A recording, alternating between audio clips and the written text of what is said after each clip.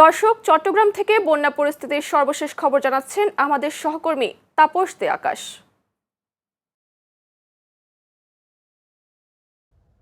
আপনাকে ধন্যবাদ।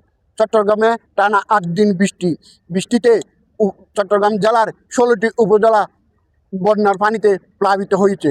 দর্শক, আপনাদেরকে একটু দেখানোর চেষ্টা করছি যে এই কর্ণফুলী নদীতে যে ট্রলারগুলি মাছ ধরে, সেই ট্রলারগুলি ইতিমধ্যে অনেক দিন বন্ধ ছিল।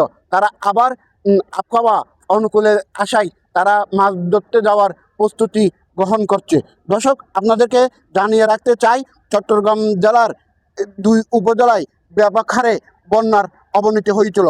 তা হচ্ছে সাতকানিয়া এবং বাঁশখালী। গত ২ দিনে বৃষ্টি না হওয়ায় বেশ কয়েকটি উপজেলায় উন্নতি হলে ওই ২ উপজেলার উন্নতি হয়নি।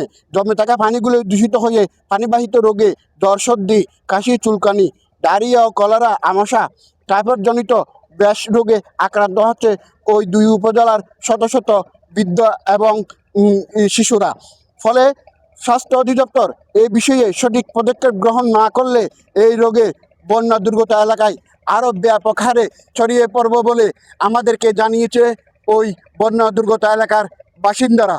দর্শক, আপনাদেরকে আরও জানিয়ে রাখতে চাই, এই ২ উপজেলায় কৃষি এবং মৎস্য খাতে ব্যাপক ক্ষয়ক্ষতি হয়েছে। এদিকে সরকারের পক্ষ থেকে বন্যায় যাদের গরু মারা গিয়েছে তাদেরকে ২০,০০০ টাকা এবং যাদের ছাগল মারা গিয়েছে তাদেরকে ১০,০০০ টাকা করে অনুদান ঘোষণা করেছে। এই ছিল চট্টগ্রাম থেকে আমার কাছে সর্বশেষ।